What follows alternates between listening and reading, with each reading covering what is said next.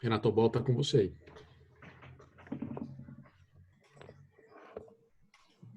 Renato? Sim. Já liberei as pessoas aqui na sala já. Se quiser começar, pode começar. Vamos lá. Boa tarde a todos. Eu queria agradecer a participação de todos vocês, todos os inscritos, bem a todos os palestrantes que aceitaram o nosso convite. Lapo, Paulo, Pedro, Fernanda, obrigado mais uma vez. A gente tem trabalhado bastante juntos e ajudado nesse contexto de um novo cenário de financiamento para o agronegócio já há algum tempo. A nossa ideia aqui foi somar e sistematizar um pouco de tudo que está acontecendo, não só dos instrumentos, né, do agronegócio, que aí pela nova lei agora, 13.986, vem, mas também falar um pouquinho dos veículos, de quais instrumentos de financiamento e investimento a gente pode atuar nesse novo contexto e novo modelo de financiamento do agronegócio. Mas antes da gente iniciar formalmente, eu não posso esquecer aqui de um recado importante. Nós do VBSO, a gente a cada evento, a gente tem ajudado aí a uma instituição e nesse sentido, a gente queria convidar vocês também, nesse que está aí na tela, a Missão de Paz, que busca auxiliar e fomentar migrantes e refugiados que precisam de apoio aí na cidade de São Paulo. Então, isso é um ponto super relevante para a gente num momento como esse, e a gente gostaria muito também de somar a vocês essa iniciativa, e quem puder colaborar, por favor, é só posicionar a câmera aí no QR Code, que vocês vão ter mais informações sobre a instituição e como ajudar. Isso tem sido bastante relevante nesse contexto e nesse momento que a gente está vivendo. Tá?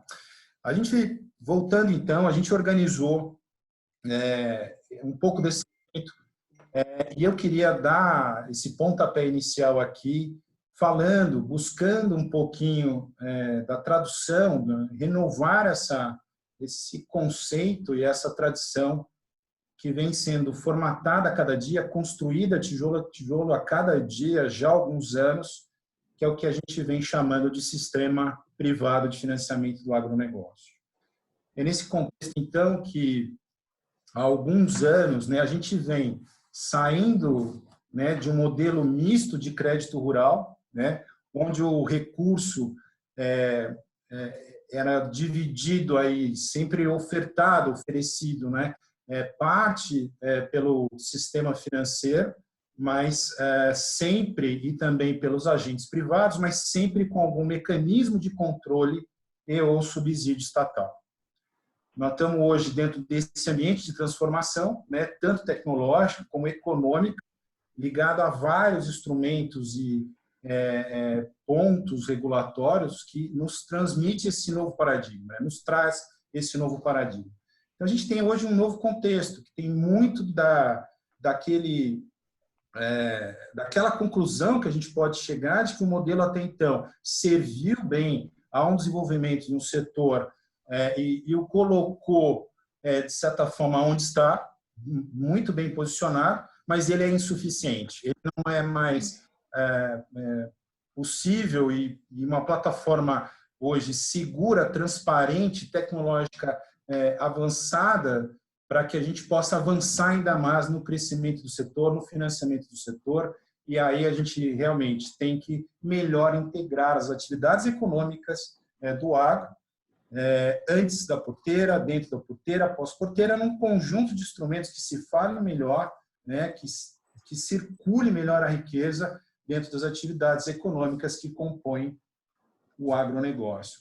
Essa mudança, ela tem um efeito muito importante e prático, né? Se a gente pegar a construção desde 65, com a criação do Sistema Nacional de Crédito Rural, vindo até agora, né, a Lei 13.986, como eu falei, bem como, né, a regulação do CRA 2018, os novos títulos 2004, a modalidade financeira da CPR 2001, a gente vai compondo esse sistema. A gente consegue, de fato, enxergar que a regulação ela veio, avançou nesse sentido e ela traduz um pouco do que a gente está falando. Então, a regulação, ela visivelmente consegue, de fato, apoiar um pouco desses fundamentos que a gente colocou até aqui. Nesse contexto também de novos paradigmas, a gente não pode deixar de tirar ou repisar, revisitar, né, alguns dessas premissas e fundamentos que tem muito a ver, né? Se o modelo anterior ele tem esgotado, é fato que a fonte tem se esgotado, depósito à vista, poupança rural, no fomento ao recurso obrigatório, ao recurso oficial. BNDES tem o seu contexto e programa sendo revisitado.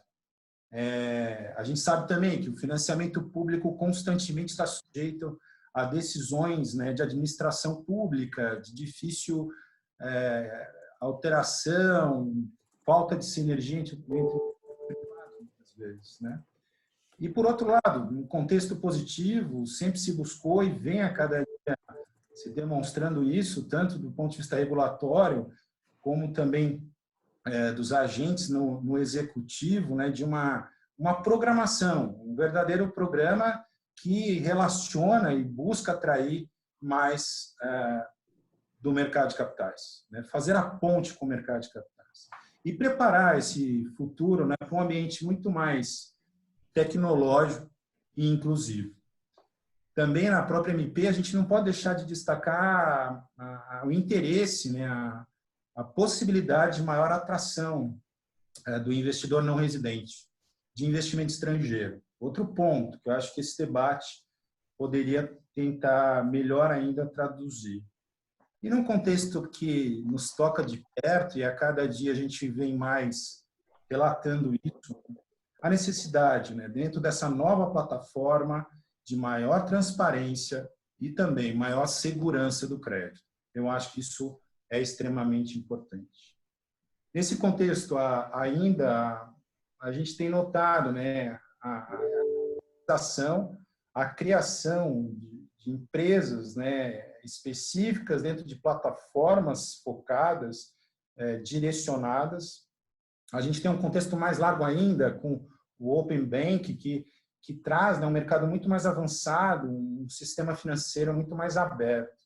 E nesse contexto, né, as agrofintechs, me parecem, passam a tornar esse ambiente muito mais competitivo, deve provocar um redesenho, na minha visão, aí das estratégias das instituições financeiras mais tradicionais, né, buscando também, né, aperfeiçoar as políticas atuais que a gente viveu até então, como eu falei, e também, né, os modelos ou instrumentos de gestão de risco da atividade. Eu acho que o papel desses novos agentes tem muito a ver na construção, né, desses novos instrumentos de gestão de risco da atividade, tão polêmicos e tão discutidos, mas que me parece que a gente ainda vem buscando um modelo ideal, ou perto disso, né?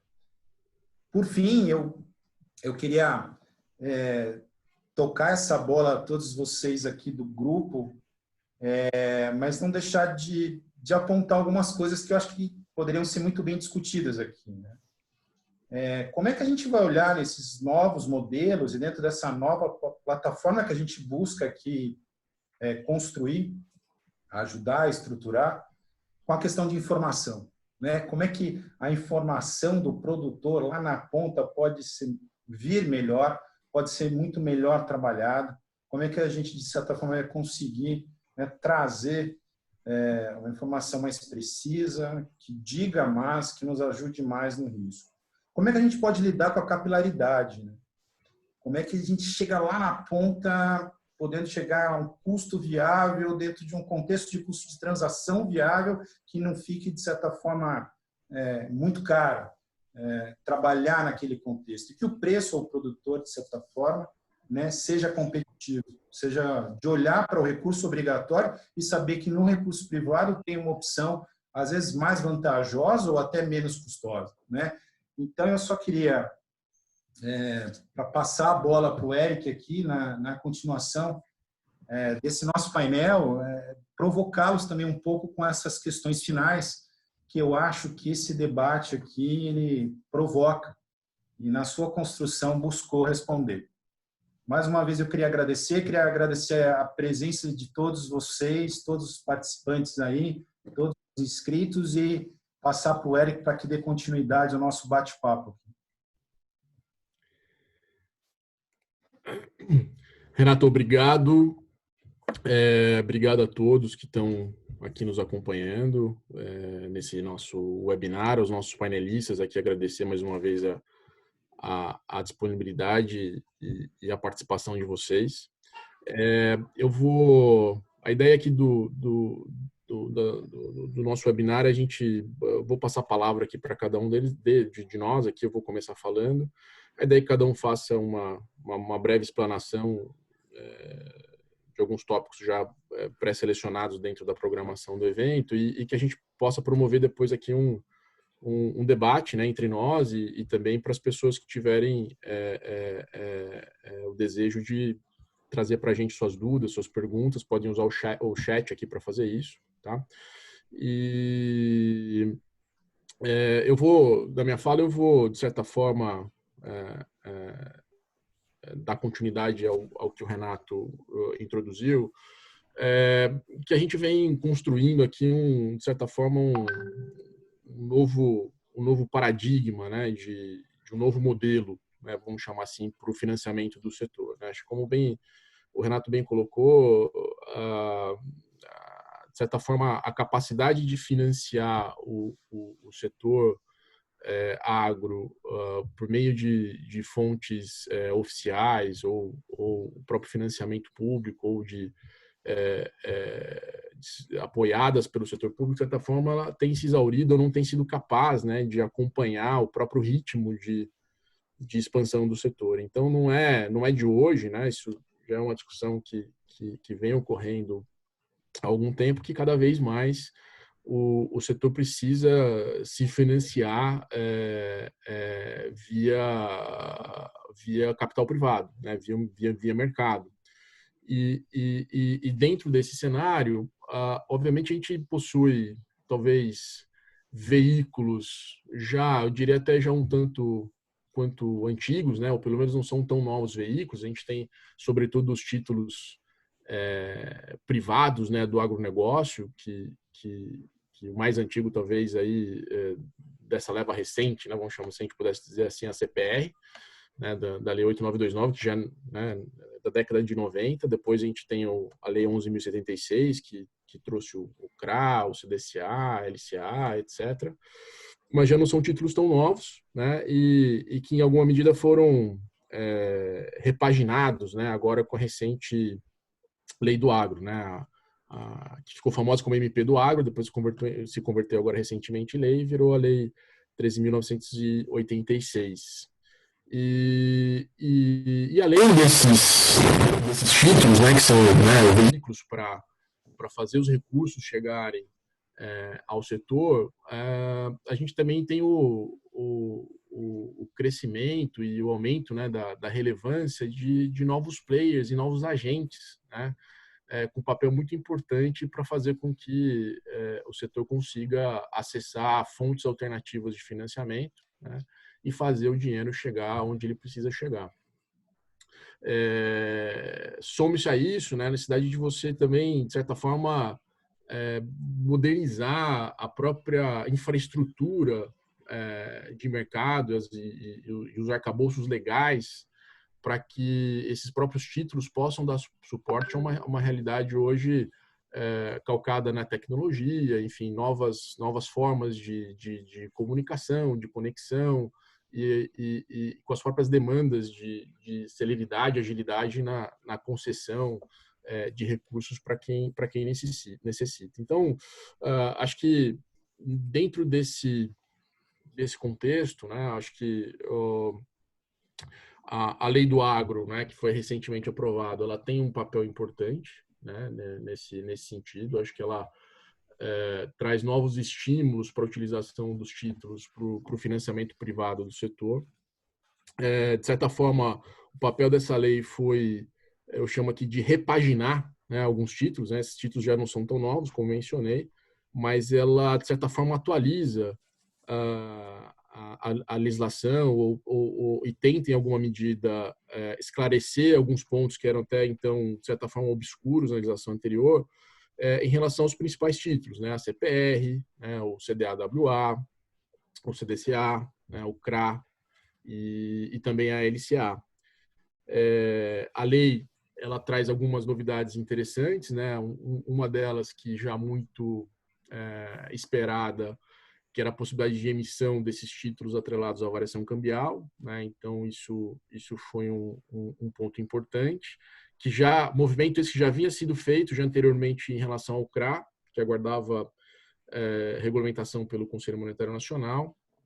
A legislação a nova legislação volta a trabalhar nesse ponto, traz essa possibilidade também para os demais títulos, ainda com algumas limitações em alguma medida, né? Mas já é um avanço que pode ser importante. De certa forma, a lei também ela procura reforçar a segurança jurídica dos investidores, né? Enfim, como eu disse, tentando atacar pontos que até então não eram tão claros na legislação e, em alguma medida, também incorporando a própria experiência acumulada na aplicação de alguns institutos, né? Seja via prática de mercado, seja a jurisprudência, discussões sobre determinados aspectos que foram incorporados à legislação, né? O reforço também da disciplina sobre as garantias dos títulos, esse é um ponto também realmente muito importante. A lei, em alguma medida, também procurou inovar, trazendo aí novos instrumentos jurídicos, né, como o Fundo Garantidor Solidário, que é uma espécie de fundo de aval cruzado, né, se a gente pudesse defini-lo dessa forma.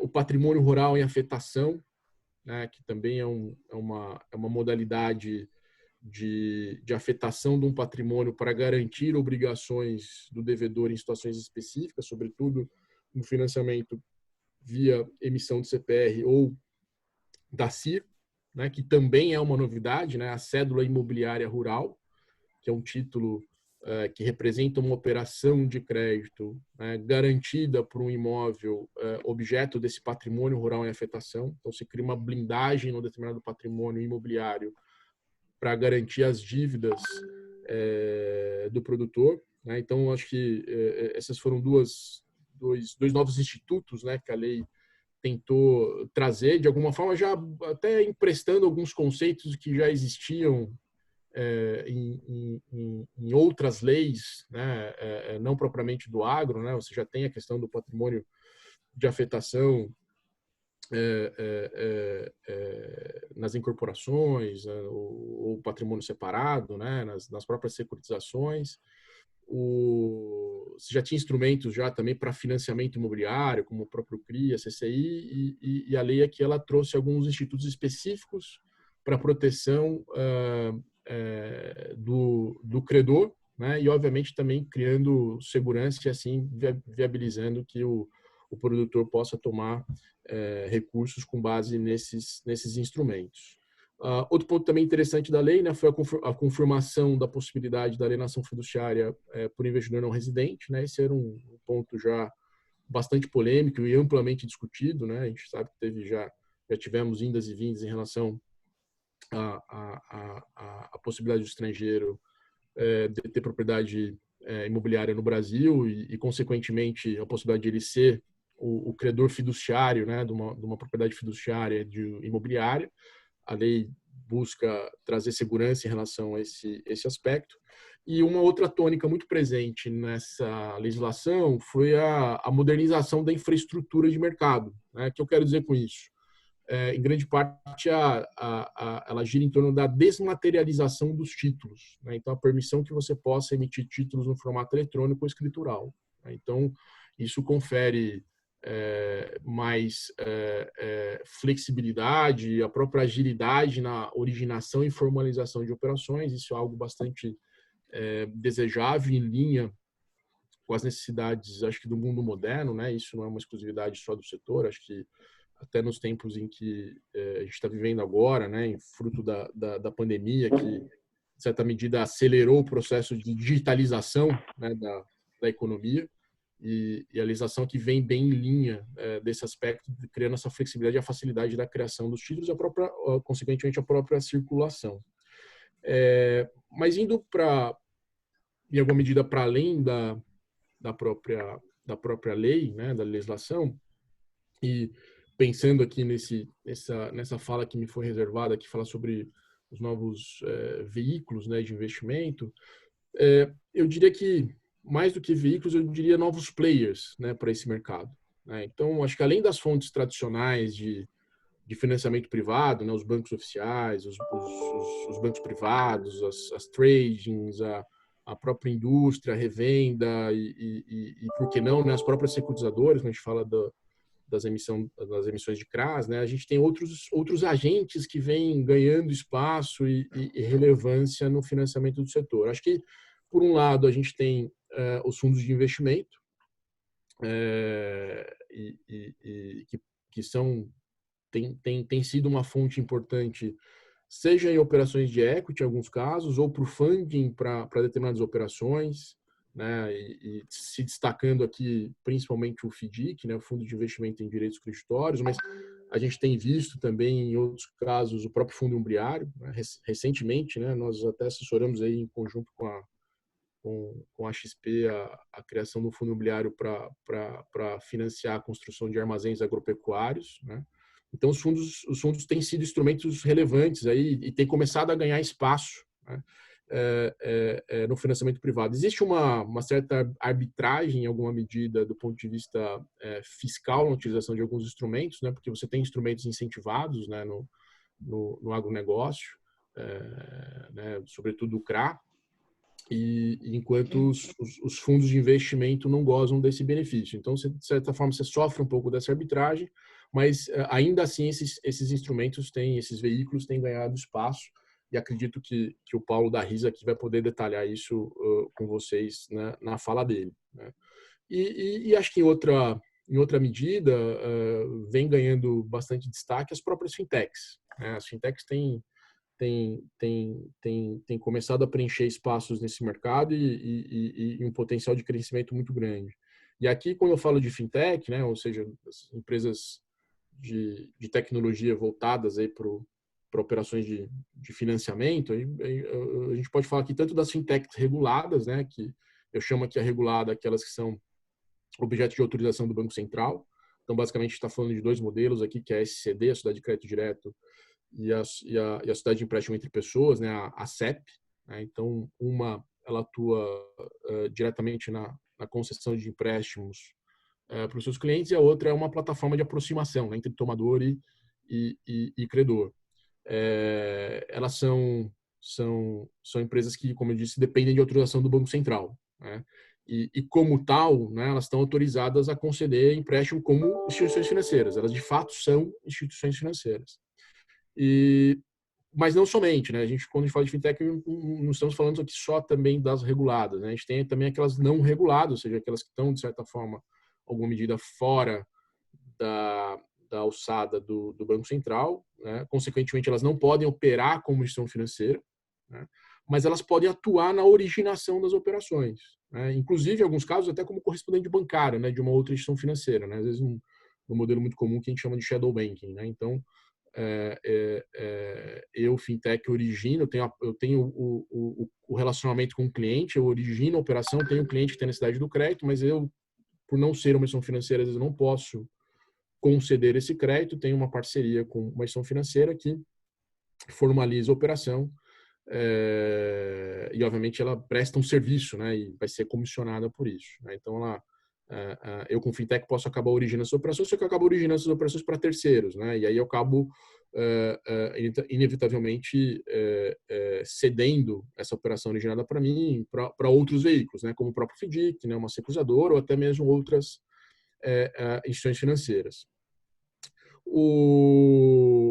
Quando a gente fala das fintechs, né? E olhando para o setor, a gente tem, talvez da perspectiva delas, a vantagem da especialização, né? E a gente tem notado muito no dia a dia atuação até em nichos, né? Então, por exemplo, a gente tem no escritório uma fintech que ela está desenvolvendo operações para financiar integradores dentro da cadeia de aves e suínos, né? Então, ela está indo no micro, né? Então, ela é super especializada naquele determinado segmento, né? E outro ponto também é que as fintechs, de uma forma geral, têm processos, em geral, mais ágeis, né? Sem contar a interface com outras, né, vamos chamar assim, agrotechs, né? Seja para análise de risco de crédito, risco agrícola, seguros, monitoramento, formalização de documentos, cobrança, né? Em alguma medida, algumas acabam funcionando até como se fossem hubs, né, de negócios voltados para o financiamento do setor. E aí você começa a ver o surgimento de plataformas, né, o conceito de plataforma, que acho que também vai ser explorado aqui na fala dos nossos painelistas. E por meio das fintechs, né, espera-se dessa forma que você tenha maior acesso a crédito, né? Então, em alguma medida, fazê-lo chegar onde hoje ele talvez não chegue, né? Chegar lá na ponta do pequeno produtor, né? Espera-se mais agilidade, né? Condições de financiamento talvez mais assertivas pela própria especialização, né? E, consequentemente, maior competição e menores taxas, né? Além, né, de também prover aos próprios investidores a possibilidade de olhar, né, com mais carinho para um setor, né, que é o setor talvez um dos mais, ou se não o mais importante na nossa economia, né, que mesmo nas crises tem sido muito resiliente, para nos dizer que tem um setor que cresce mesmo nesses momentos de maior dificuldade, né? Então, mais do que nunca, o setor ele demanda recursos para sua expansão e, ao mesmo tempo, oferece boas oportunidades, né, nesse contexto que a gente vive, para que investidores também possam rentabilizar melhor seus investimentos. Eu não quero me estender mais aqui na minha fala, né, por conta do nosso tempo, e eu vou passar a palavra aqui para o Luiz Lapo, né? O Luiz Lapo, ele é o sócio da Thrive Finance. O Lapo, ele além de ter a visão hoje do lado da fintech, né, ele também tem a vivência do lado, já teve a vivência, né, do lado do banco, do lado da revenda. Então, eu acho que o Lapo tem uma experiência muito interessante, muito rica, né, para trazer sobre diferentes óticas a visão sobre o crédito para o setor. E o Lapo, ele vai dividir a fala dele aqui com a gente, falando sobre os fundamentos de crédito e governança operacional. Lapo, a palavra é sua. Bom, obrigado, Eric. Obrigado aos colegas que estão aí, ao pessoal que está assistindo também. É um prazer enorme estar aqui com vocês discutindo esse tema que é muito importante, muito relevante para o nosso agronegócio, né? Pegando aqui um pouco, eu tomei algumas notas aqui do que você vinha comentando. Eu queria aproveitar e discutir em cima do que você falou, Eric. A primeira coisa é essa mudança do modelo de financiamento, né? A gente já vem acompanhando isso, né? A saída dos bancos públicos, né? E você indo para o investimento privado. O governo tem criado esse ambiente institucional, né? Que é super bacana. Tem os novos títulos que você vem comentando, que já vêm sendo criados há bastante tempo. A nova lei do agro também, que com certeza ajuda. Só que quando a gente olha esse setor de mercado privado agro, ele ainda é super pouco desenvolvido, né? Ele é pouco transparente, ainda tem muitos problemas ali que dificultam esse acesso do investidor privado ao investidor final, né? E aí eu posso falar, como você comentou, tendo já colocado alguns chapéus aí, né? O chapéu de banco, o chapéu revenda, que hoje aí, né, o mercado de financiamento não bancário, né, o mercado financiamento por tradings, agroindústria e revendas, chega, acho que é ser até maior hoje do que o próprio financiamento oficial por banco. Falando um pouco desse contexto, eu acho que o que a gente precisa desenvolver realmente é um jeito diferente de fazer análise de risco, de fazer essa modelagem de risco, fazer todo o risk assessment, fazer o acompanhamento, o monitoramento, enfim, né, e até o final lá na cobrança. Porque, basicamente, né, dando alguns exemplos práticos aqui em cima do que você falou, né, basicamente, eu vou pegar o exemplo da nova lei do agro, a gente poder trazer dinheiro de fora, né, fazer dinheiro em dólar.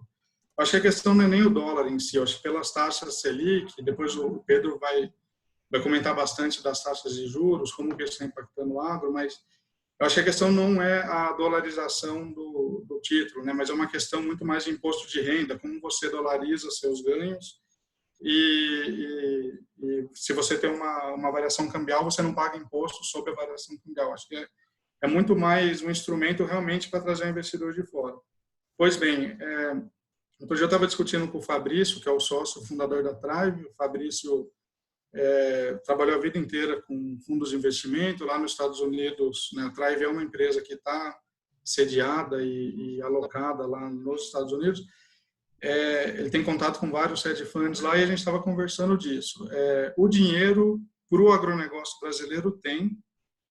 O negócio, eu nunca imaginei que eu ia falar isso, mas o agronegócio brasileiro está se tornando sexy. Né? Eu sempre ouvi dizer que o agro não é sexy, tal. Acho que está se tornando. O estrangeiro está olhando com mais carinho para a gente, quer colocar dinheiro aqui. Então, olha que interessante a lógica, né? Taxa de juros negativas em alguns países, ou praticamente zero. Uma taxa super legal aqui no Brasil, né, para investir no agro. Então, a gente fala, putz, criou-se um ambiente institucional, a nova lei do agro, etc. Então, está pronto. Agora é só o dinheiro entrar. E não é assim, né? A gente tem os investidores prontos lá fora, né? Inclusive investidores que investiram na nossa empresa, prontos para investir no Brasil. E eu diria que faltam duas coisas. Primeiro, se eles não entenderem o risco, né? Se a gente não separar risco de incerteza, eles não vão colocar dinheiro aqui. Eu acho que esse é o primeiro ponto. Então, fazer uma qualificação de risco, né? Fazer uma modelagem de risco imparcial, que seja escalável também, etc. Acho que é um primeiro ponto importante para a gente até trazer esses novos investidores e, quem sabe, novos modelos aí de investimento. E o outro ponto que é importante também é todo esse processo, né? Que você comentou aqui um pouco da segurança jurídica, um pouco dos próprios títulos, né? Como é que a gente formaliza tudo isso? Que se a gente não facilitar, né, se a gente não criar mecanismos também nesse processo, e eu acho que o caminho não é uma única empresa também, como você falou, né, o caminho é várias empresas se especializando. Se a gente não facilitar o processo de ponta a ponta, né, entregar uma solução completa para o investidor, para o cliente, na minha visão a coisa não anda. Então, quando a gente olha, né, esse ambiente institucional que está formado, o que a gente acredita é que está faltando alguém nesse meio, né, e é onde a gente está buscando atuar, que organize essas informações, né, dê transparência para isso, dê as mãos lá, né, desses dois caras, né, do investidor, do tomador, e crie esse processo mais fluido, né? E aí, com quem a gente vai fazer isso? Aí eu acho que é um mercado super aberto, né? A gente tem, como você comentou, diversos tipos de títulos, diversos tipos de instrumentos, mas eu costumava até comentar, né? Sempre falo para as pessoas que estão buscando dinheiro, né? É fácil, relativamente fácil, você conseguir um investidor com dinheiro em caixa. O difícil é você falar para ele, olha, não investe num mercado que você conhece o risco, não é nem, veja bem, não é nem que é um mercado pior ou menos arriscado que o mercado de agro. É um mercado que ele sabe quantificar a relação risco-retorno, né? Ele pode pôr o dinheiro dele em título podre, né? O americano pode investir lá no Irã, enfim, ele pode, né, fazer outros investimentos.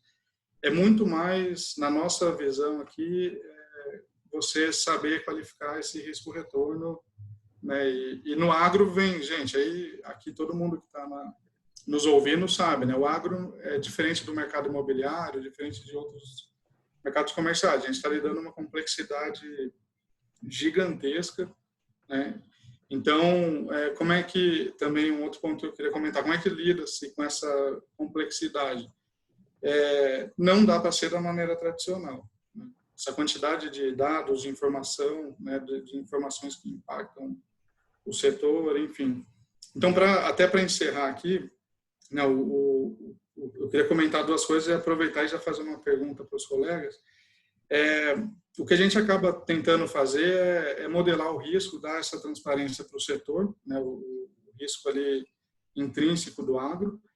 Alguns riscos não tem, a gente consegue até falar, bom, esse risco está aí, que é natural, né, um risco intrínseco do nosso negócio. Por exemplo, um risco de clima, um risco de flutuação de safra.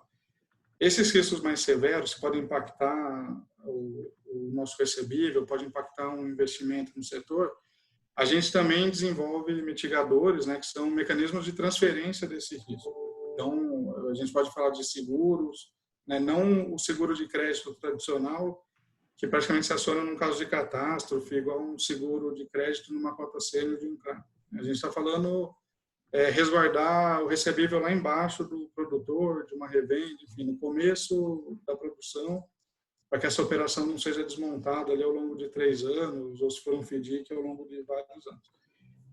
Enfim, esse é um primeiro ponto, né? Então, uma das coisas que eu queria já aproveitar e passar a bola aqui, queria fazer até uma pergunta para o Pedro. A gente, né, quando a gente desenvolve esses modelos, né, para nós é muito importante a aquisição de dados, né? A Thrive, a gente trabalha com machine learning, né, inteligência artificial. Nós somos uma empresa, uma fintech de tecnologia que trabalha analisando dados. E essa aquisição de dados depende muito dessa experiência com o cliente, né? A gente depende muito do relacionamento com o cliente. Então, a pergunta que eu tenho para fazer para o Pedro, do lado de quem está do lado do investidor, né? É como a experiência com o cliente, o UX lá, né? User Experience, como que essa experiência com o cliente, e a XP, eu acho que é referência nesse mercado, como que isso pode ajudar o mercado de agro a trazer novos investidores, né? A trazer, não aqueles investidores que já são conhecidos de todos nós, os investidores tradicionais, mas eu acho que quando a gente fala em trazer novos mecanismos de investimento, a gente está num mercado gigantesco, a gente precisa de outras caras diferentes, né? Outros, como eu comentei, trazer outros países para a mesa, trazer eventualmente outros players também para a mesa. Então, eu queria ouvir do Pedro, da experiência da XP, como que ele vê que essa experiência do usuário pode ajudar no desenvolvimento desses novos produtos, né, de investimento. Não, legal, Luiz. Obrigado pela pergunta. Antes um pouco até de responder o seu ponto, queria fazer uma colocação aqui com relação ao AgroSexy, né, que você comentou. Obviamente, esse AgroSexy que você comentou é algo que eu comecei a vivenciar 6 anos atrás na XP, quando a gente criou a área de mercado de capitais e enfim, a gente começou a fazer algumas transações ali no agro. E, na ocasião, a XP era uma casa muito, muito pequena, enfim, menor do que a gente é hoje.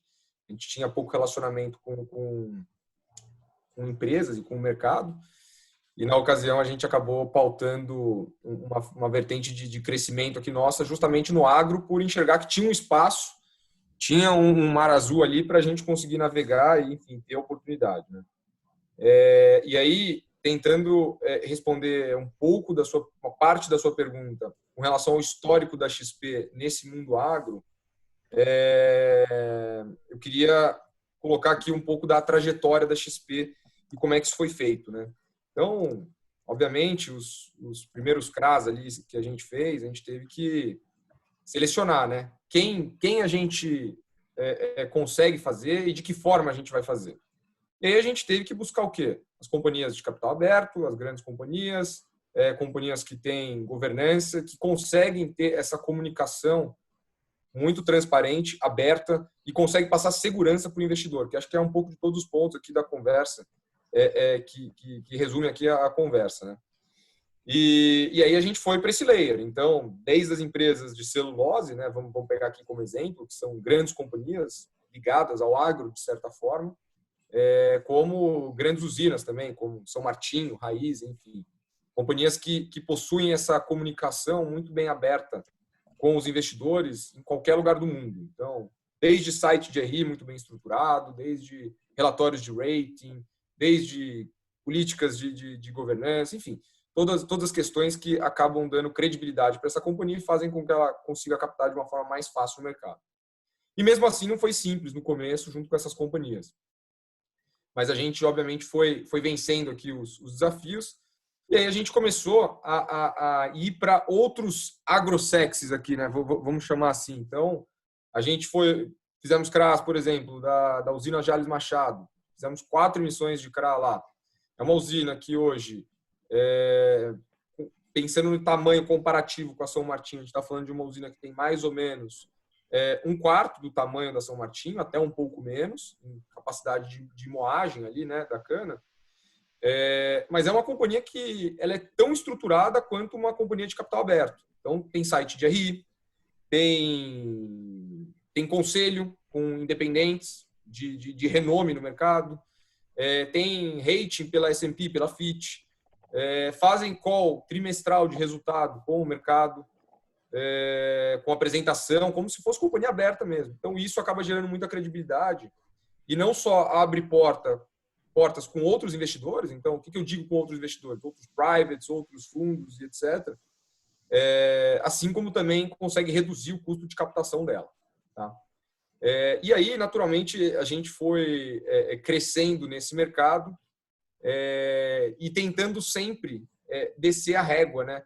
E não estou falando descer a régua em qualidade de empresa, não. Estou falando descer a régua justamente na questão do que o mercado aceita, dado toda essa questão de comunicação, do que o mercado está acostumado e etc. Então, a gente fez no começo desse ano, por exemplo, um CRA de um dos maiores produtores de citros do Brasil. Uma oferta super positiva para a companhia, enfim, super positiva para o mercado, que a gente acabou fazendo com a JF Citrus. Assim como outras companhias que a gente também continuou fazendo operação. De um ano e meio para cá, a gente desceu mais uma vez ali a régua e a gente tentou chegar no produtor ou na cadeia do produtor ali, seja a revenda ou o produtor médio, enfim, tentar chegar um pouco mais no risco pulverizado e menos no corporativo, né? Até então a gente tinha chegado muito no risco corporativo. Então, mesmo esse produtor de citros que eu falei, como é um produtor muito grande, tinha o balanço auditado, tinha toda a governança, a gente pautou a operação em cima do risco corporativo dele. Quando a gente desce um nível e vai para um produtor ou uma revenda que muitas vezes não tem um balanço auditado, que enfim que não tem uma governança, aquele indivíduo, a gente precisa fazer com que a estrutura da operação tenha a sua governança e consiga passar uma boa experiência para quem está do outro lado. Então, a gente precisa ter, pode ser um seguro de crédito, pode ter rating, pode não ter, pode ter uma auditoria da carteira histórica dos últimos anos, pode ter um relatório de acompanhamento da performance dessa carteira, evidenciando, enfim, vários pontos. Podem ter vários aspectos que ou permitam uma informação mais transparente e possível para o investidor que está lá na ponta e comprou o papel, ou permita também um acompanhamento dele com relação a essa carteira. Tá?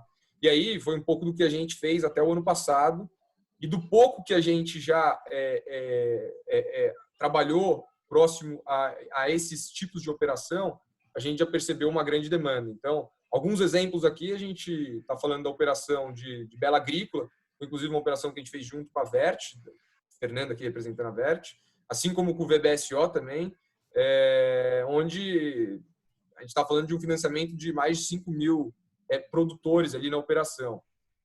Tem o CRA da Aqua Capital, que a gente também fez, que, enfim, financia todas as vendas de insumos para os clientes da Agrocem e da Rural, 2 revendas também de enorme peso no mercado, assim como também tem os FDICs que a gente conduziu aqui da Singenta e da Corteva, que também financiam a estrutura de venda de insumos da Syngenta e da Corteva nas suas cadeias. Então, acho que o mais importante é a gente sempre tomar muito cuidado com o processo de estruturação, tentar fazer a estrutura muito bem feita, com os títulos muito bem formalizados, para evitar possíveis problemas de formalização lá na frente, que a gente sabe que existem e que já aconteceram, e fazer uma operação que tenha uma comunicação o mais transparente possível para que a gente consiga atingir esses investidores do outro lado da operação. Não só investidores da Faria Lima, como você disse, mas também, enfim, bancos de desenvolvimento, investidores gringos e outras casas aí que, enfim, têm mostrado grande interesse em participar aqui com a gente, tá? É um pouco isso, que a gente faz, é isso que a gente vem fazendo na XP e a gente aposta muito nessa tendência de cada vez mais, dado as restrições de crédito rural no Brasil, dado o crescimento da necessidade de crédito, a gente acredita cada vez mais na inserção do mercado de capitais, não só nos grandes riscos corporativos, mas também nas cadeias, que no final das contas é para isso que o CRA nasceu, né?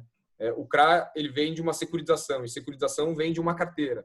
Então, nada mais justo do que a gente fazer a analogia direto aqui com essas operações pulverizadas, que, enfim, é um pouco do que você falou, e acho que é um pouco do que a gente está debatendo aqui.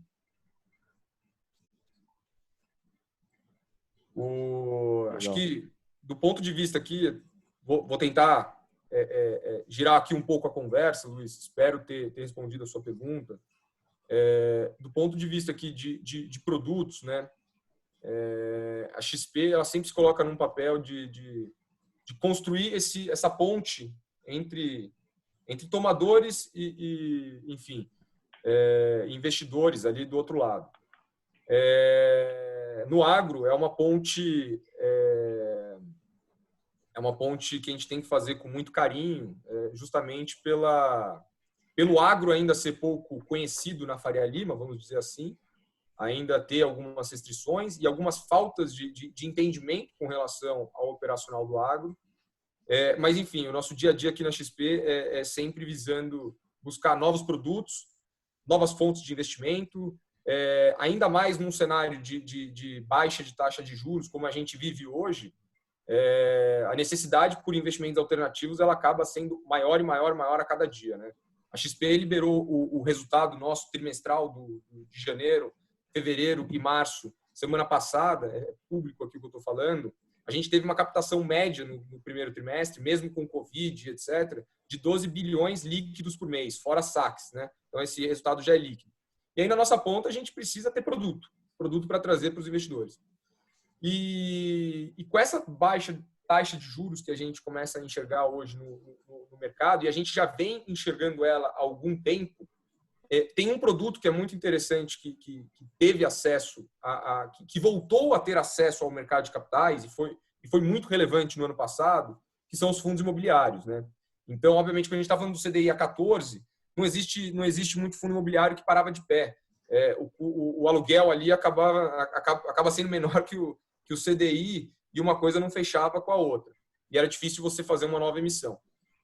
Com a queda da taxa de juros, isso foi acontecendo paulatinamente em várias classes de ativos, seja shopping, seja lajes corporativas, seja desenvolvimento, galpões logísticos, enfim, N tipos de ativos. E aí, nos níveis atuais que a gente enxerga de taxa de juros, a gente já enxerga uma proximidade com eventuais retornos que o business agro de terra pode trazer para o investidor, né? E aí, Paulo, você do lado, enfim, da RISA aqui, hoje você trocando o chapéu do lado de investidor, como chefe aí de agronegócio da RISA, como é que você entende essa queda da taxa de juros e esses novos produtos que podem aparecer, seja fundos imobiliários, seja financiamento através de fundos, enfim, se você quiser abordar outros, acho que é interessante a gente saber, porque do meu lado eu preciso de produto, imagino que o mercado todo também precise, obviamente produtos bem estruturados, com governança e com uma boa comunicação com o mercado. Se você puder passar um overview, Paulo, eu agradeço. Não, vamos lá. Obrigado aí, Freitas, pela pergunta. Prazer falar com vocês e com todo mundo aí da live.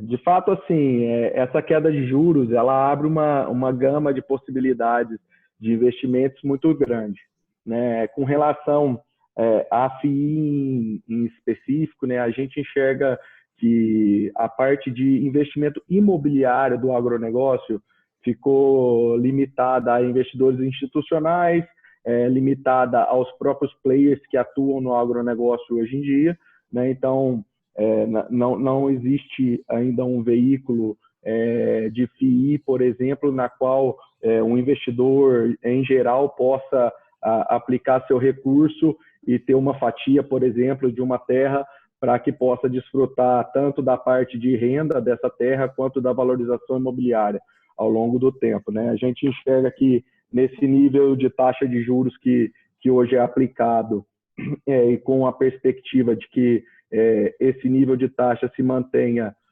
pelos próximos anos, né, a gente enxerga essa possibilidade de criar veículos de investimento para que o investidor, em geral, possa acessar esse tipo de ativo no Brasil com uma rentabilidade muito boa, né, perto dos níveis de juros atuais, né? Isso, a CDI a 14, até a 10, 8, era praticamente inviável, né? A atividade agrícola não traz rentabilidades, retornos tão grandes quando se coloca o valor dos ativos em questão anualmente, né? Porque o valor da terra, a gente sabe, terras consolidadas têm um valor muito alto, então assim a atividade ela tem é uma atividade lucrativa, mas o ROI da atividade não é um negócio espetacular quando você coloca o valor do ativo terra no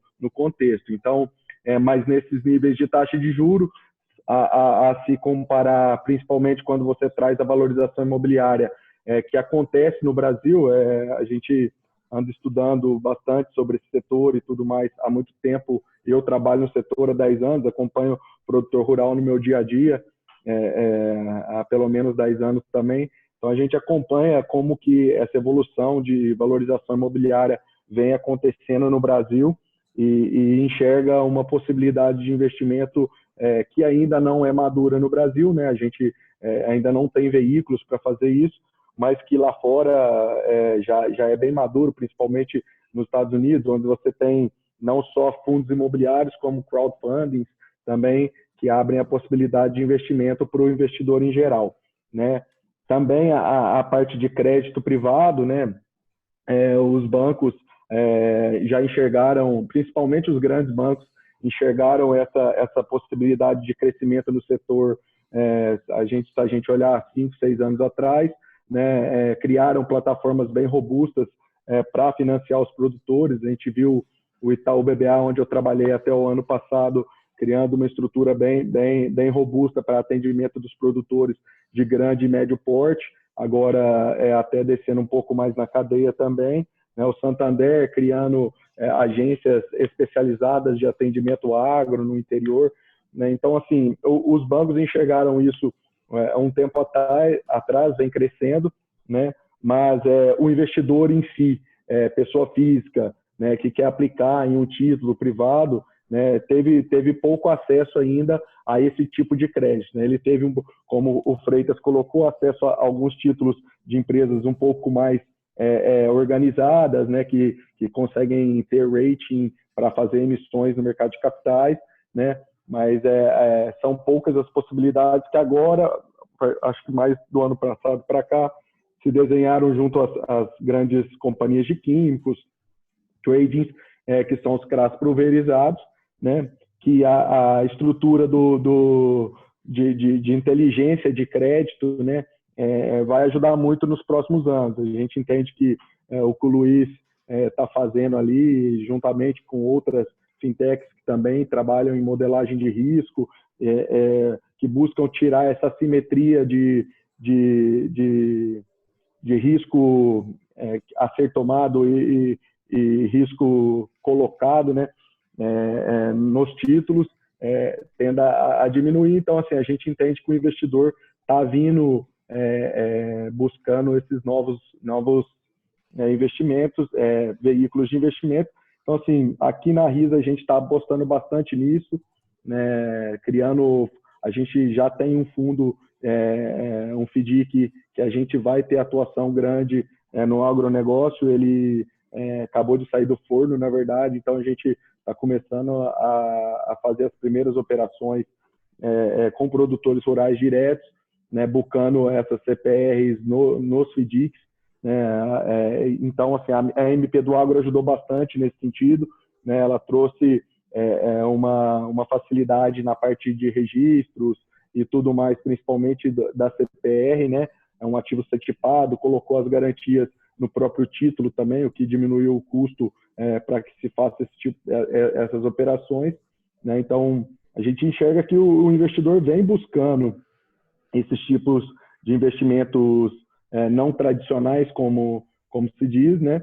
E enxergamos que, principalmente assim, a gente está vivendo um momento muito, muito difícil da economia, né? Que afetou muitos setores de uma forma abrupta, né? Então, tem muitos setores que do dia para a noite pararam de ter receita ou tiveram sua receita reduzida em mais de 50%, né? E o agro foi um setor que lógico que existem alguns setores específicos do agro que vem sofrendo bastante, mas a grande maioria do setor agro brasileiro teve pouco impacto do Covid, né? Então, assim, é um setor lucrativo, resiliente, em que o Brasil tem uma grande participação no mercado global, um mercado que tem uma grande participação na economia brasileira, e que a gente percebe que o investidor busca alguns veículos de investimento para estar presente nesse setor também, né? Então, assim, a gente enxerga que ao longo dos próximos anos o investidor estrangeiro e nacional vai acabar se adentrando no agro com mais recursos, né? E enxerga que, por exemplo, os CRAs, né, que é um investimento que vem sendo colocado no mercado há 3, 4, 5 anos, principalmente depois da entrada da XP, veio abrindo esse mercado para o investidor em geral. É um mercado que vai crescer bastante, principalmente com a entrada do estrangeiro aí. Aí acho que até a Fernanda pode falar melhor para a gente, né, dentro da Vert, que é uma securitizadora bem especializada, com várias emissões já aí de CRA, como ela enxerga essa entrada do estrangeiro, né, no mercado, né, do investidor estrangeiro aqui no mercado de CRAs do Brasil, e como as companhias vêm se ajustando para poder ter acesso ao mercado de capitais de uma forma mais ampla, né? Obrigada. Vou começar pela parte do CRA que você falou em dólar. A gente vê uma demanda do lado do agro muito grande por CRA em dólar já há muito tempo, tá? Isso é uma discussão bem antiga. Veio a lei lá atrás, só que ela não atendia porque tinha risco ali fiscal, né? Então, você não conseguia tirar aquilo do papel.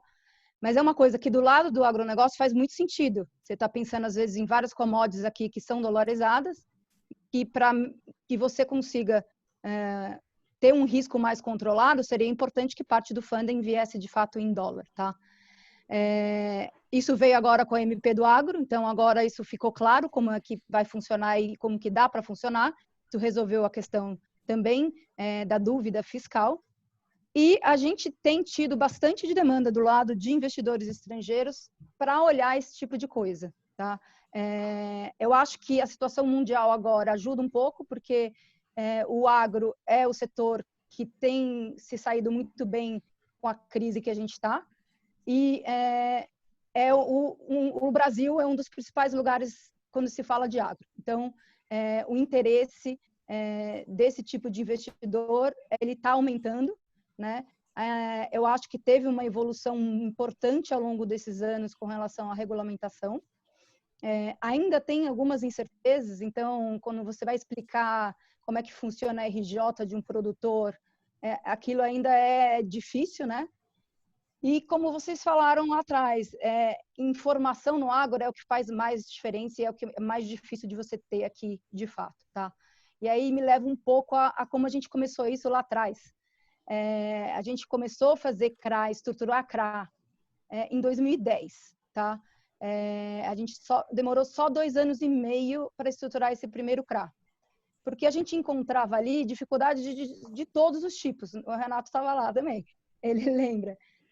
Não tinha como registrar o título na CETIP ou na Bolsa. Vocês não tinham nem banco que queria ser agente fiduciário, não tinha quem quisesse fazer a coordenação, nenhum investidor sabia o que era CRA. Tá?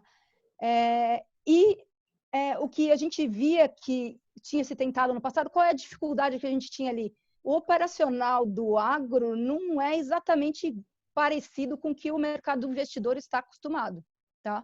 Então, o agro, você atrasar ali 60, 90 dias é comum. Enquanto você pega em um outro setor, isso é um absurdo, tá? Então, demorou um tempo para a gente poder construir, e aqui um pouco do que o Pedro falou, não adiantava querer trazer aqui uma coisa onde o risco não fosse óbvio. Então, a primeira estrutura, apesar de ser para a compra de insumos, a gente estava falando de instituições como Syngenta e Bunge por trás dessa estrutura, tá? Por quê?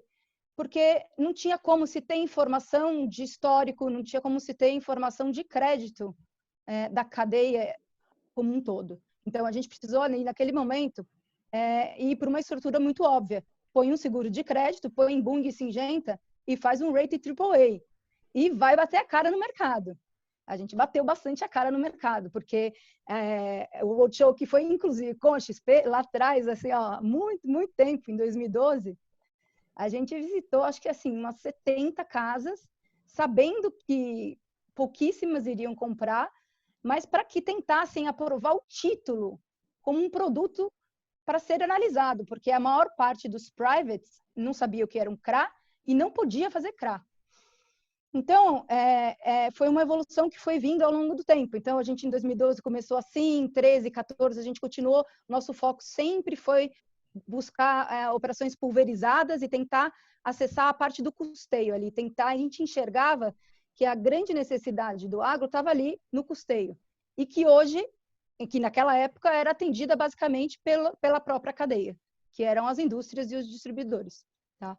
Então, pela falta de informação pública, pela dificuldade, por exemplo, de se analisar um produtor que ele não é nem pessoa física e nem pessoa jurídica, e que você não tem um balanço e o imposto de renda também não diz muita coisa, e que você não sabe quão endividado ele está, porque ele pode estar no fornecedor, ele pode estar com CPR de gaveta, ele pode estar de um monte de forma.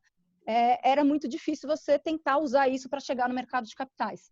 Então, a gente seguiu sempre tentando fazer essas emissões pulverizadas junto com alguém que conhecesse do crédito. E isso, basicamente, eram as indústrias. Começou nas indústrias com relação a risco de crédito distribuidor, e ao longo dos anos a gente foi evoluindo para estruturas onde você tinha distribuidores emitindo, que o Pedro até comentou, com lastros de produtores, tá? Então, isso foi uma evolução. A gente estava em 2012, quase aqui 10 anos para a gente chegar em começar a ter, de fato, um recebível de produtor como lastro de um CRA. A não ser grandes produtores, Schaeffer, etc. Mas isso eu acho que não é o ponto onde realmente a demanda por crédito agro está.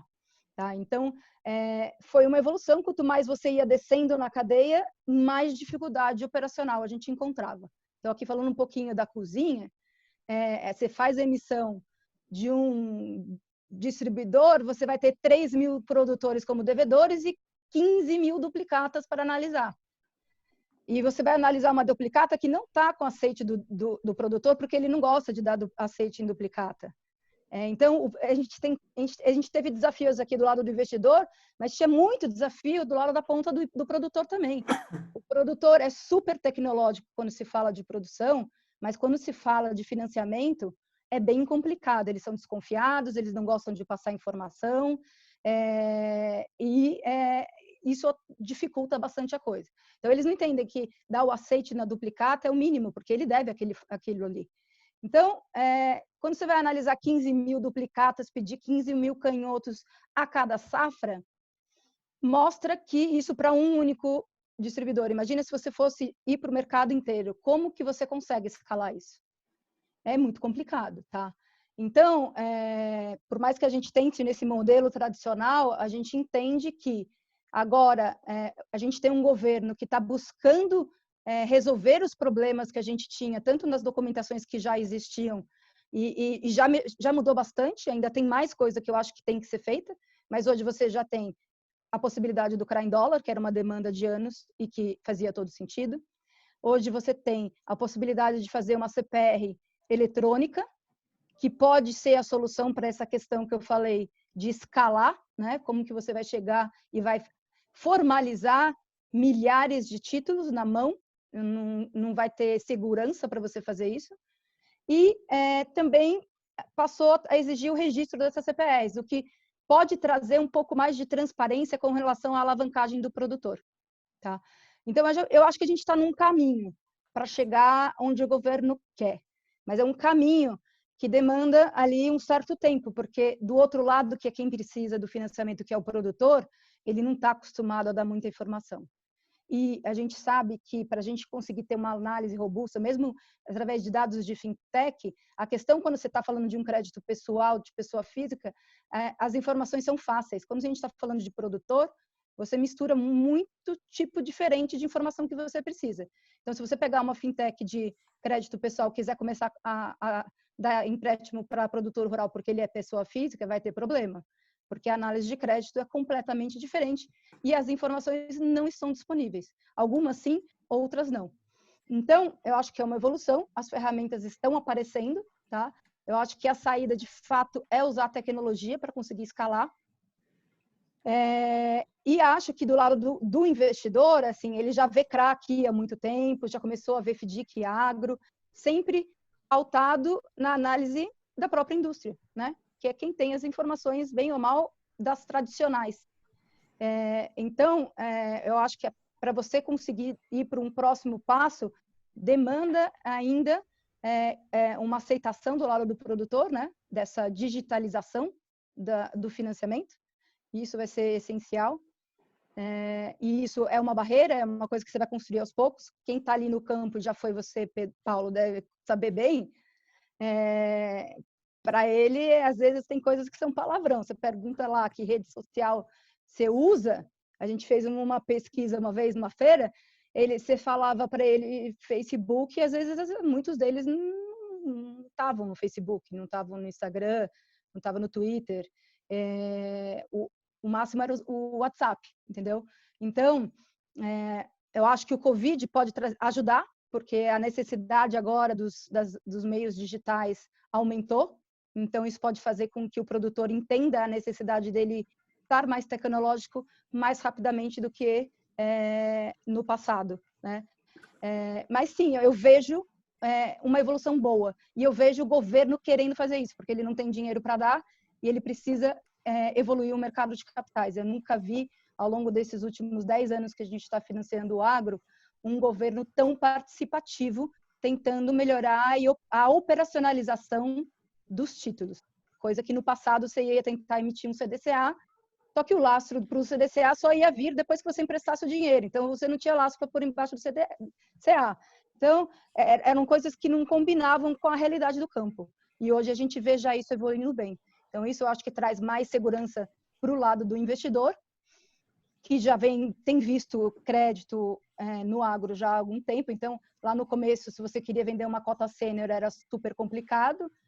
Hoje, e o Pedro pode dizer melhor que eu, você já consegue ver investidores para cota mezanino, de títulos pulverizados, onde não se tem seguro, e inclusive para cotas subordinadas. Então, já tem uma evolução do lado do investidor, mas para que a gente consiga chegar em volumes que realmente sejam importantes para o agro, né? A demanda do agro não é de 20 bi, a gente está falando aqui de muito mais do que isso, a gente está falando de coisa para mais de 100 bi, a gente precisa evoluir bastante nessa parte de segurança jurídica e também de operacionalização. Então, quando você fala, CPR agora pode ser eletrônica, fantástico. E aí, mas e o penhor? Você vai fazer tudo de forma eletrônica ou você vai ter que continuar indo lá no cartório fazer e esse processo vai demorar, sei lá, quantas semanas ou mês? Então, a gente teve um avanço, mas eu acredito que ainda temos alguns passos para dar.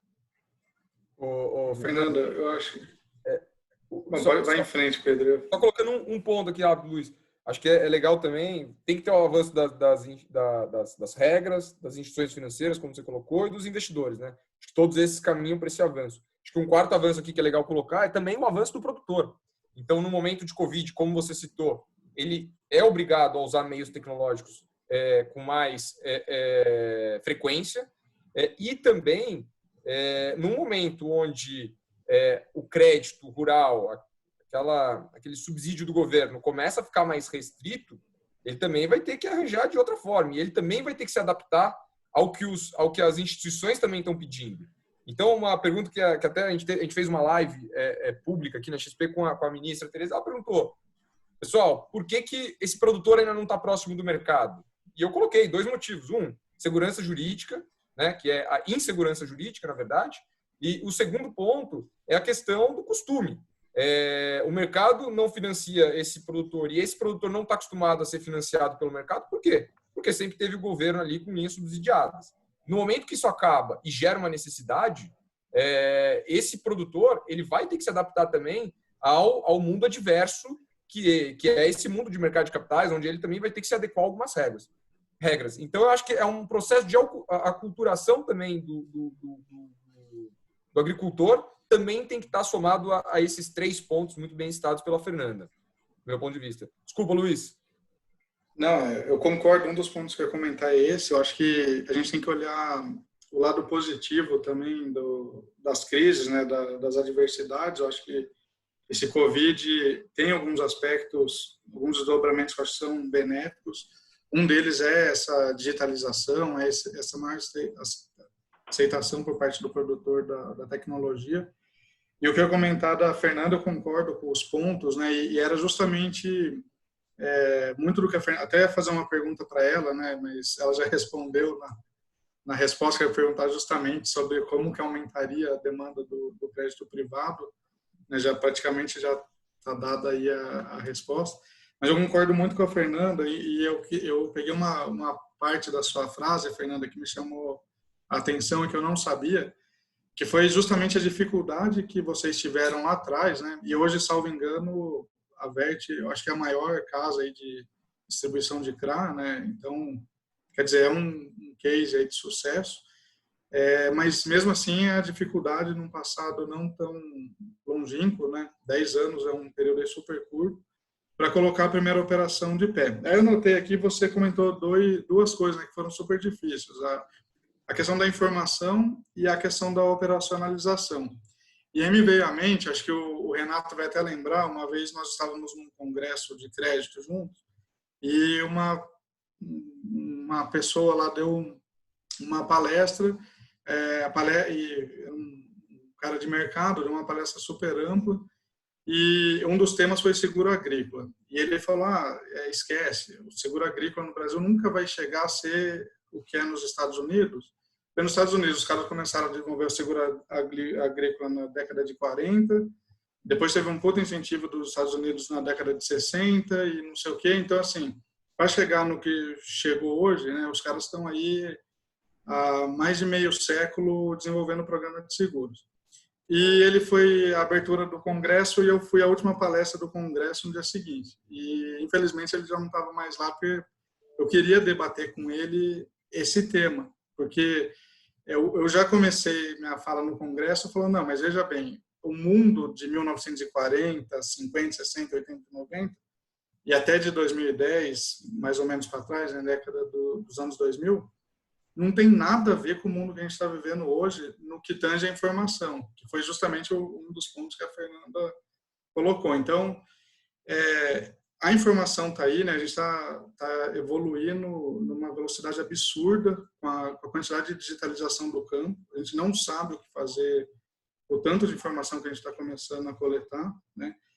E aí eu queria até retomar um pouco no tema que até tinha falado com o Pedro, né, que também é um ponto da Fernanda, que daí é a operacionalização disso tudo, né, que é a questão da experiência com o usuário.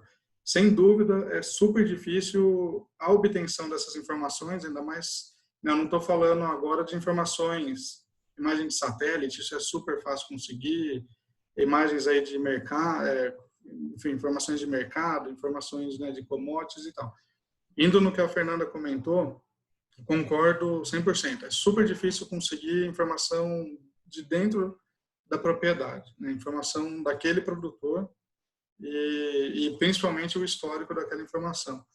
Então, é nesse sentido que eu queria comentar que ao meu ver, o segredo aqui para ganhar esse jogo é nessa experiência com o usuário, é como é que a gente interage com esses caras para conseguir obter esse tipo de informação de uma forma que tem que ser leve, porque se for do jeito, né, de ficar batendo no cara lá para, né, torturando ele para conseguir as coisas, não vai sair. Ele ainda é um produtor rural acima de tudo.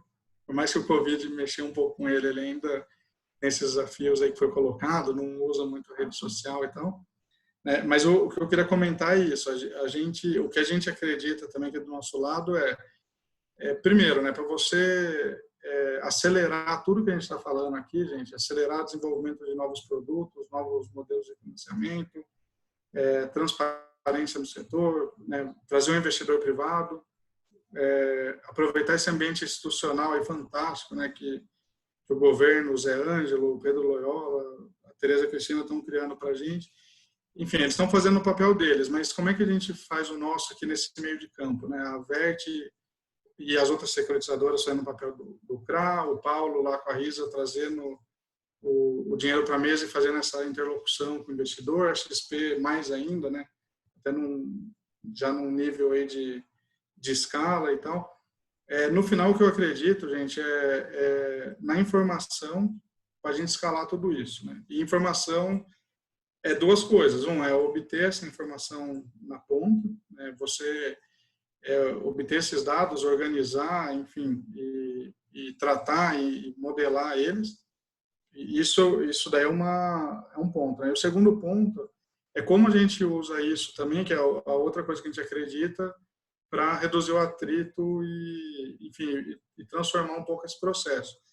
Porque até uma coisa que o próprio Pedro comentou, né, dos CRAs que foram feitos, e o Paulo também comentou algumas coisas super interessantes do FIDIC, Paulo, que vocês estão criando, parabéns, né, do que vocês vão lançar agora, enfim.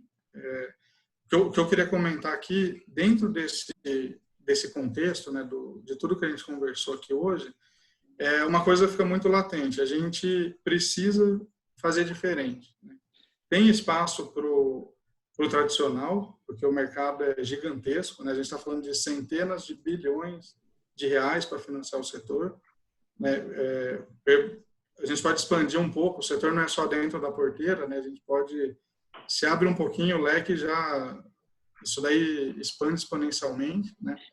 Então, é muito dinheiro que a gente está falando, tem espaço para o tradicional, mas o que eu acredito é que para acelerar e trazer o dinheiro novo, aproveitar tudo que está sendo colocado na mesa, né, de ambiente institucional para mudança, com informação, né, com fazer diferente, usar a tecnologia para isso, é o que a gente vai conseguir fazer para fazer coisas novas. E, por fim, uma coisa até que eu peguei, né, um pouco do que eu acompanhei desse processo todo que eu vi de diferente, né, nessa nova lei do agro, e aí eu deixo para quem quiser comentar, talvez para o Eric comentar, uma coisa diferente de tudo que já foi feito, né, que eu já venho acompanhando, né, lá atrás, ainda quando se falava de novos títulos do agronegócio, você procura na literatura, né, você busca lá, ficaram gravados como novos títulos no agronegócio. São títulos de 1994. Mas ainda assim a história cravou eles como novos títulos do agronegócio. Você pega esses novos títulos e o que vem sendo feito, e a nova lei do agro, a nova MP e tal. A grande diferença que eu vejo de tudo que o Brasil já fez, né, e eu estou vendo agora, nesse momento que a gente está vendo que é super legal, né, e super bom para todo mundo que está nesse call, para todas as empresas, sejam elas quem forem, é o seguinte, gente, o que eu estou percebendo é que o governo, ele, diferente de dar a receita de bolo pronta, né, e fala assim, está aqui um produto, e fica lá discutindo anos e anos, e quando solta esse produto, solta um negócio que não funciona, vis-a-vis o próprio CRA e algumas coisas que já fizeram, né, o CDWA e etc., que lá atrás ele solta e não funciona direito.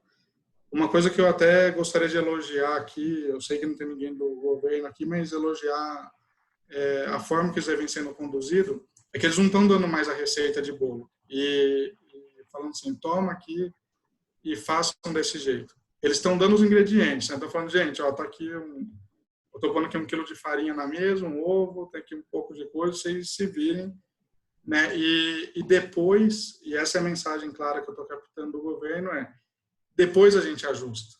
Em vez de ficar perdendo tempo ajustando tudo agora e chegando no perfeito, eles estão falando, toma aqui, o ambiente institucional está criado. Se virem, né, cada um no seu quadrado, cada um fazendo o melhor de si, e depois a gente ajusta. Então, tem até algumas controvérsias aí, o Eric comentou da questão do imóvel, né, de você pegar garantia, né, você estrangeiro ter no imóvel aqui no Brasil, etc. Você tem conflito com outras leis, tem coisa atropelando coisa, etc. Mas eu acho que no frigir dos ovos aqui, eu acho que é muito saudável, concordo com o que os colegas colocaram, concordo, a Fernanda colocou super bem esses pontos, né, e a experiência dela, e uma experiência de sucesso, o Paulo, a XP, etc. Enfim, todo mundo com uma experiência muito bacana para dividir aqui conosco. O que eu poderia agregar, gente que, como startup, né, que está começando agora, a gente está fazendo essa leitura desse ambiente institucional e pode ter certeza, gente, a gente vai aproveitar isso, né? A gente está vendo com muito bons olhos e a gente está aqui para desenvolver esse tipo de negócio em conjunto. Todo mundo aqui está nesse tanto aqui os outros painelistas quanto quem está nesse call, né, são pessoas aqui que estão aqui para a gente trabalhar em conjunto. Acho que só assim a gente vai evoluir. Então é isso, gente. Bom, deixo aberto, né, acho que é um tema mais jurídico aí da forma que o governo está criando esse ambiente institucional, mas fiquem à vontade para complementar, tá, gente? Acho bem importante. Pode falar, Fernanda. Pode falar. Eu queria acrescentar que tem uma vertente que eu acho que também pode ser muito bem explorada, e eu acho que quando o agricultor se der conta de quanto isso pode beneficiar, que é a vertente green, tá? Principalmente quando a gente fala de investidor estrangeiro, se você consegue trazer isso por um título green, você abriria ali um outro bolso que hoje o Brasil não acessa, não para pequenos e médios produtores. Assim, a maioria do tempo que eu trabalhei diretamente com produtores foram com os grandes produtores, né, grandes e médios produtores.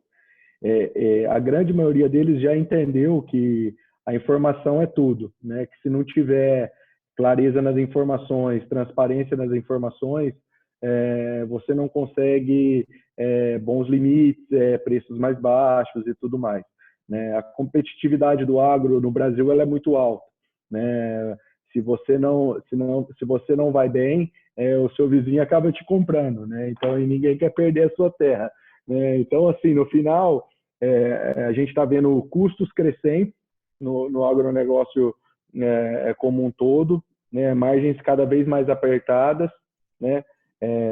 E o cara que não trazer para a mesa as informações com clareza, não buscar acessar novos mercados e tudo mais, na hora que o governo, de fato, parar de financiar ele, na hora que ele olhar para o lado, o cara vai estar tomando um dinheiro pela metade do custo que ele está tomando, né? Então, a competitividade dele vai lá para baixo, né? Então, antes, quando todo mundo era balizado pela mesma taxa de juros, né, ficava fácil, né? Agora não é bem mais assim. Então, e o produtor já entendeu isso também, né? o próprio governo e as instituições vêm abrindo muitas bases de dados que ajudam muito, né, na forma de buscar informações sobre os clientes, né?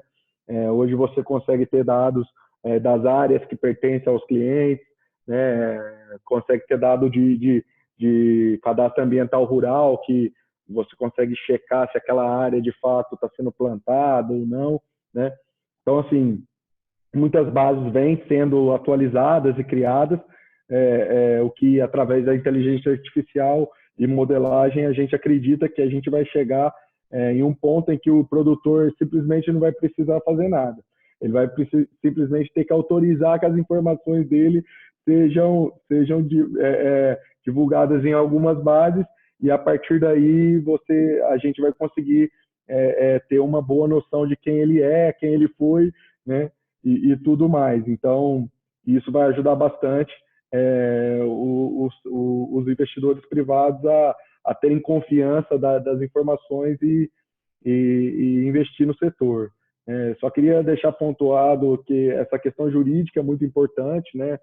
Que vem passando por um momento de bastante instabilidade institucional com relação aos produtores, principalmente os grandes produtores. A gente viu nos últimos 2 anos, principalmente, um avanço muito grande da parte de recuperação judicial de produtor, uma insegurança muito grande com relação às garantias que são colocadas na mesa, né, nos títulos de crédito, e a gente precisa ter alguma solução, né, nesse ponto, né, porque enxergar risco a gente consegue modelar e tudo mais, mas o jogo tem que ser jogado na regra inicial, né? Você não pode mudar a regra no meio do jogo, porque aí você tem que mudar toda a modelagem que você fez, né? Então, porque de fato não vale mais o que estava sendo colocado. Mas eu acho que o Eric tem muito mais a agregar sobre esse assunto do que eu, né? Mas eu gostaria de deixar bem pontuado que esse é um assunto que preocupa muito os investidores como um todo, né? Não só os investidores institucionais, como as empresas, todo mundo. O produtor não enxerga muito isso. O crédito não aumentou o spread. Não, simplesmente baixou o volume de crédito que tem disponível e você está tomando o barter mais caro, só não está percebendo, né? Mas, então, assim, isso precisa também ter uma solução nos próximos anos. Acho que o governo tem, de fato, feito a sua parte bem feita e tudo mais, e cabe a outros entes aí federativos para que haja uma solução desse problema. Eu acho que só complementando o que vocês disseram e, de certa forma, ratificando, né? Acho que lá, eu concordo com a tua visão. Acho que a lei ela não dá um só caminho, né? Ou a receita que o produtor deve ou precisa seguir. Acho que ela dá instrumentos e dá caminhos possíveis, né? É verdade que acho que a gente ainda pode amadurecer mais do ponto de vista regulatório, institucional, em algumas questões pontuais. Acho que avanços importantes foram feitos, né, em matéria de melhorias na lei, de tentar esclarecer alguns pontos. A nova lei do agro ela é muito importante nesse sentido. Mas eu diria até que o problema maior que a gente vive hoje não é necessariamente problema de leis. Eu acho até, né, que a gente tem leis demais, né? O nosso problema hoje é que a gente vive uma epidemia de judicialização, né? Então, assim, tudo é judicializado no Brasil, né? Tudo. E isso leva, de fato, a uma insegurança jurídica muito grande, porque nem sempre a lei ela é, de fato, aplicada ou respeitada como ela foi construída.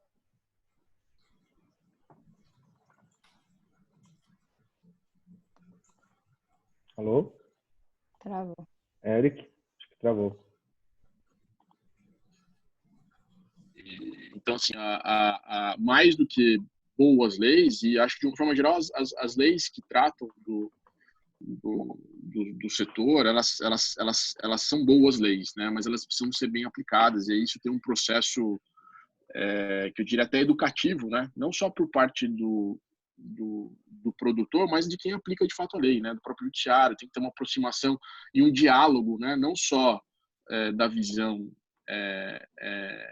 do produtor, mas também de quem financia, que tem a crédito, porque um não existe sem o outro, né? Não são visões antagônicas, né? Quer dizer, a gente precisa perder um pouco dessa leitura de que o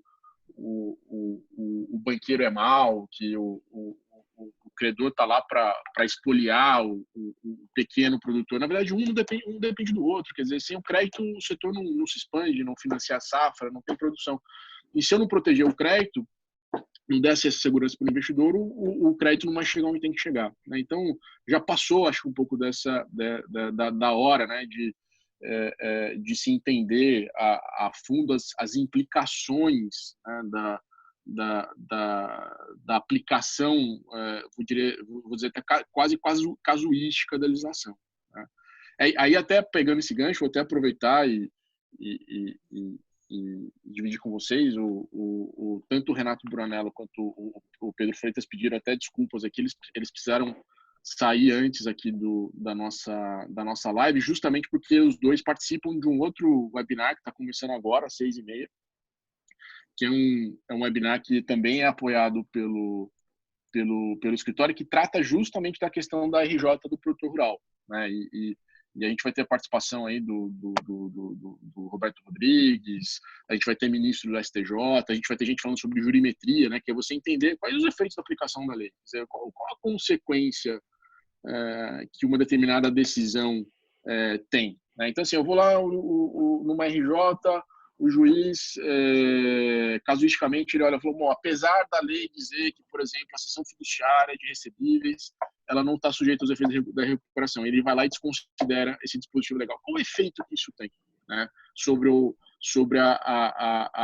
não só o acesso ao crédito, mas o custo do crédito, né? Quer dizer, na próxima operação, eu vou pensar 2 vezes o quanto de fato segura essa minha garantia, né? A garantia ela deveria servir para minimizar os riscos e, consequentemente, diminuir o prêmio a ser pago pelo investidor. Se eu não tenho essa segurança, né, muito provavelmente nas próximas operações eu vou reprecificar, ainda que eu tivesse uma garantia que fosse de acordo com a lei, né? De novo, o problema não está na lei, né? A lei muitas vezes é clara, né, nesse sentido, mas às vezes está na forma como ela acaba sendo aplicada, né? Eu queria só aproveitar, se vocês me permitirem, a gente teve participações aqui dos nossos ouvintes. Eu queria dividir com vocês aqui duas questões que a gente recebeu, tanto pelo chat quanto pelo YouTube. A primeira pergunta foi, essa é para você, Lapo, que é o seguinte: quais são as principais informações que vocês levam em consideração para uma análise com relação ao produtor, né, já que o produtor e cada setor ou cultura tem as suas peculiaridades? Boa pergunta. O que a gente faz hoje é um pouco diferente do que o mercado costuma fazer, né? A gente, diferente de ter uma planilha de rating, onde você preenche lá aquelas principais informações do rating, né? Preenche lá 15, 20 perguntas. O que a gente acaba fazendo é modelando perfis de produtores, né? E para cada perfil de produtor que a gente acaba fazendo um modelo, a gente faz perguntas diferentes para eles. Então, é um pouco da experiência do usuário que eu vinha falando aqui. Em vez do produtor ter que preencher trocentas perguntas antes de conseguir uma avaliação de risco conosco, né, para cada produtor, dependendo da safra, dependendo da situação, da cultura, etc., vão ter ali um conjunto de perguntas, não mais do que 5 perguntinhas, que a gente deveria ser capaz de perguntar para ele e conseguir discriminar o risco de crédito desse cara. Então é interessante porque a resposta mais ampla aqui depende, né? Se você for um banco, por exemplo, que financia o Brasil inteiro, financia diversas culturas, financia um monte de coisa, uma primeira pergunta importante é o que ele planta, né? Porque faz toda a diferença ele plantar soja, ele plantar maçã, ele planta café. A segunda pergunta é onde, porque faz diferença ele plantar soja no Rio Grande do Sul, no sudoeste de Goiás e no Tocantins, e assim por diante. Agora veja só, imagina que você está fazendo uma operação de CRA, apesar de ser um CRA pulverizado, você está indo numa revenda, essa revenda atende só o Vale do Araguaia e é um CRA que só aceita produtor de soja. Já não faz o menor sentido você perguntar se ele é produtor de soja e usar a variável commodity como uma variável explicativa no seu modelo. Então, esse exemplo parece ser meio bobo, né, mas no final das contas, quando você vai entrando no detalhe, né, do cliente, as perguntas que a gente tem que fazer, e aí a gente usa machine learning, né, que é aprendizado de máquina e inteligência artificial para descobrir correlação entre centenas de milhares de variáveis. O que faz sentido a gente perguntar para cada perfil de produtor? No final, a resposta bem prática tem que ser pouca pergunta, porque senão o produtor não vai te responder. Tem que ser perguntas que você consiga fazer cross-check, né, ou você consiga averiguar. Senão não adianta também perguntar um monte de coisa, você não sabe se é verdade ou não. E precisam ser perguntas, o mais importante, gente, que você consiga classificar o risco. Você consiga pegar 2 produtores vizinhos de porteira, que são 2 produtores de soja, 2 produtores que têm área própria, 2 produtores que usam pivô, 2 produtores que usam o mesmo pacote tecnológico, 2 produtores que têm tudo igual. Que 3, 4 perguntas você vai fazer, não um questionário com 150 perguntas. Quais são as 3, 4 perguntas que você vai fazer para esses 2 vizinhos e que você diferencia o risco de crédito dele? Você consiga qualificar e falar, esse é menos arriscado que esse. No fundo, tentando explicar, não é trivial a resposta, tá? É super complexo fazer isso, mas tentei explicar da forma mais sucinta possível, tá? Quais são as variáveis mais importantes aí para perguntar, para fazer a classificação de risco de crédito.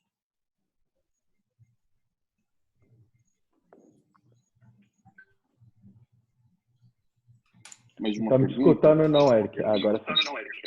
Vocês estão me ouvindo? Sim. Aqui tem você para as plataformas de crowdfunding desse mercado? Oi? Aí eu não estou escutando, Eric.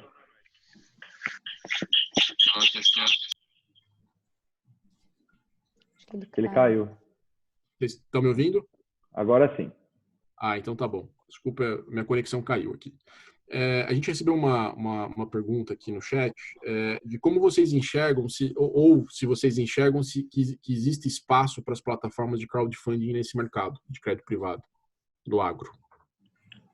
Bom, assim, acho que sim, existe, né?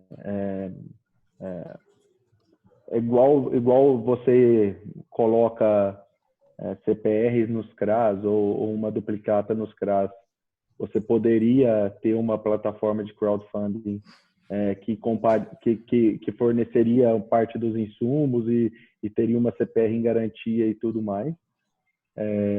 Só acho que o Brasil ainda tem pouca expertise para colocar um negócio desse de pé, juridicamente falando, tecnologicamente falando, né? Mas eu acho que é possível sim. Nos Estados Unidos a gente já vê isso acontecendo, por exemplo, para financiar compra de terra, né?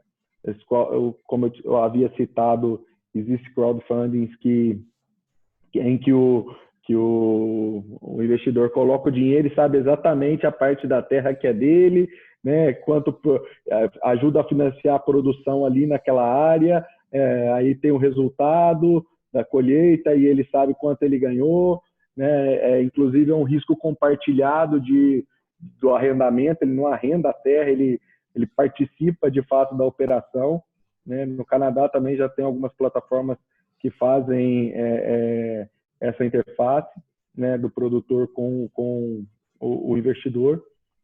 Acho que no Brasil tem capacidade para fazer isso, mas ainda vamos demorar um pouco para ter esse produto na prateleira.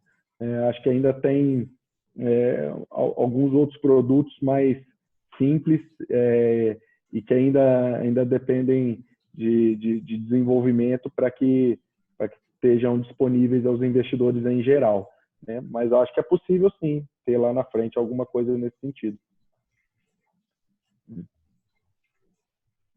Muito bom. Bom, pessoal, nosso horário aqui já avançou um pouco. Alguma consideração que vocês queiram fazer? Lapo, Fernanda, Paulo? Não, só agradecer mesmo. Obrigado pela participação aí de todos. Estamos à disposição aqui na Resa.